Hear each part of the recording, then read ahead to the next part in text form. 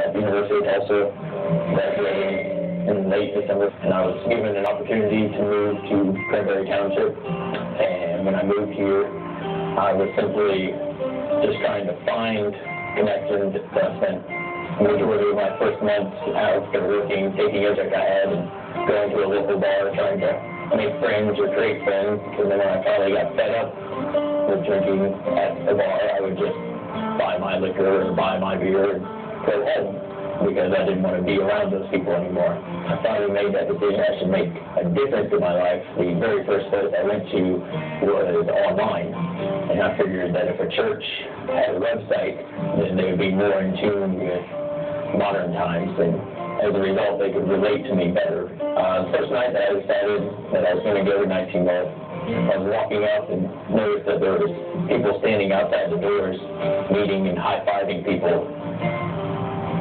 I sat in the back by myself, ready to bolt if it wasn't what I wanted or undue attention came to me. And when I was sitting back there, John Bodovich came, and I don't know if he found me or saw me back there, but came and sat next to me and just greeted me saying, "Hey, how am I?" and what I was doing and where I was from. About 5 minutes later, he got up and left and appeared on stage and was drumming with the praise and worship band. It really struck me when I was sitting back there that this is a regular person like me, about my age, but he could take the time out of his life to actually come and talk to me.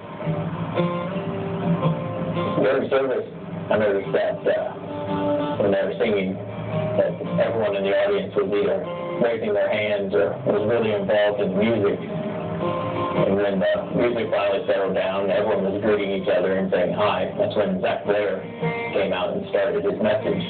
He started talking, and I noticed that he could make an impact and make an impression because he was our age, because he could directly relate to what all was going on in our lives.